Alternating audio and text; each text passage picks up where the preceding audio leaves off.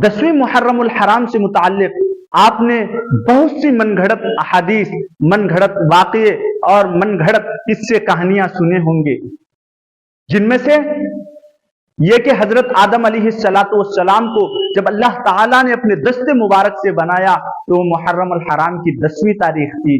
इसी तरह हजरत आदम अलैहिस्सलातु वस्सलाम को जब अल्लाह तबारक व तआला ने जन्नत में दाखिल अता फरमाया तो मुहर्रम अल हराम की 10वीं तारीख थी। इसी तरह हजरत आदम अलैहिस्सलातु वस्सलाम को जब जन्नत से निकाला और दुनिया में नाजिल फरमाया तो मुहर्रम अल हराम की 10वीं तारीख थी। इसी तरह हजरत नूह अलैहिस्सलातु वस्सलाम की कश्ती जूदी पहाड़ पर ठहरी तो मुहर्रम अल हराम की 10वीं तारीख थी।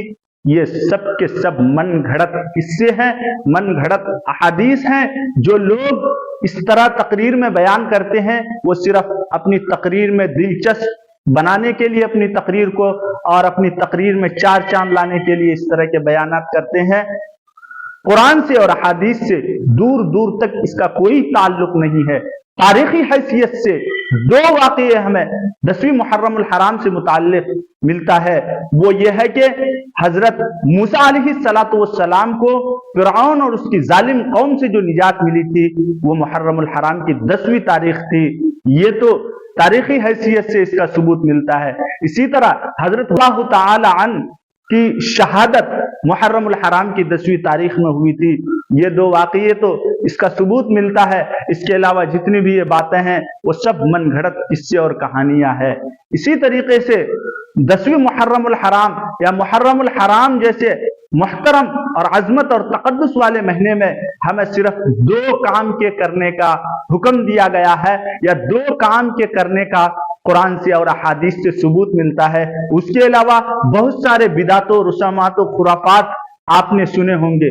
सिर्फ दो काम जो हमें करने का हुक्म मिला है शरीयत से, इस्लामी तालीमात के मुताबिक, कुरान और हदीस से जो दो काम करने का हुक्म दिया गया है वो एक तो यह है कि मुहर्रम अल हराम की 10वीं तारीख में रोजा रखने का अल्लाह के नबी सल्लल्लाहु अलैहि वसल्लम ने हुक्म दिया। अल्लाह के नबी ने खुद रखा और सहाबा को भी रखने की फजीलत बयान फरमाई कि जब आदमी मुहर्रम अल हराम का 10वीं तारीख का रोजा रखता है तो इसकी फजीलत कई अहादीस में जिक्र फरमाया। एक हदीस में यहां तक फरमाया कि वो अगले पिछले साल के गुनाहों का कफ्फारा बन जाता है। यहाँ थोड़ा सा एक सवाल पैदा होता है कि पिछले साल के गुनाहों के कफ्फारा का तो समझ में आता है कि गुज़िश्ता साल हमने जो गुनाह किया है वो मिट जाएगा, लेकिन आइंदा साल जो अभी आया ही नहीं है और ना हमने कोई नेक अमल किया है ना बुरा अमल किया है, अब कौन सा बुरा अमल करना है? तो फिर इसका क्या मतलब है कि आइंदा आने वाले साल के गुनाहों का कफ्फारा बन जाता है? उलमा ने तशरीह फरमाई है कि आने वाले साल के गुनाहों का कफ्फारा का मतलब यह है आने वाले साल इस रोजे की बरकत से अल्लाह आपको गुनाहों से बचने की तौफीक दे देगा, तौफीक अता फरमाएगा। तो गुनाहों से बचने की तौफीक का मिल जाना ये आइंदा साल के गुनाहों के कफ्फारा का मुतरादिफ हो जाता है। इसीलिए हमें एक सबूत तो ये मिलता है कि मुहर्रम अल हराम की 10वीं तारीख में रोजा रखने का हुक्म।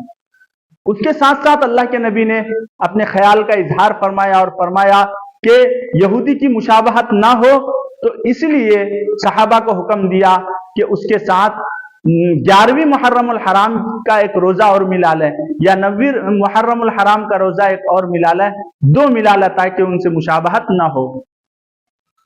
दूसरा सबूत जो मिलता है, जो करने का हमें हुक्म दिया गया है मुहर्रम में अल्लाह के नबी सल्लल्लाहु अलैहि वसल्लम की एक हदीस से, वो ये है कि अपने अहलो अयाल पर इस महीने में दस्तरखान कुशादा करो।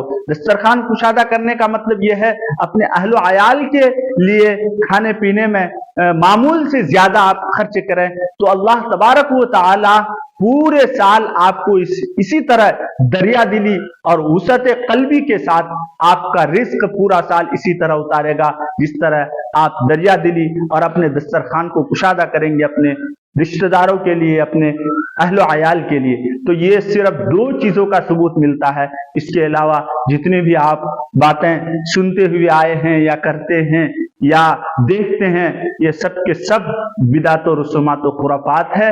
یہ ڈھول دھماکے اور دیگر جتنے بھی خرافات آپ دیکھتے ہیں وہ سب کا تعلق دین سے نہیں ہے۔ اس لیے ہمیں اپنے ذہن کو بالکل صاف کر لینا چاہیے کہ محرم الحرام سے متعلق صرف دو ہی حکم دیا گیا ہے، دو ہی کام کرنے کا شریعت سے ہمیں ثبوت ملتا ہے، ایک تو روزہ رکھنا، دوسرا اپنے اہل و عیال کے لیے دسترخوان کشادہ کرنا۔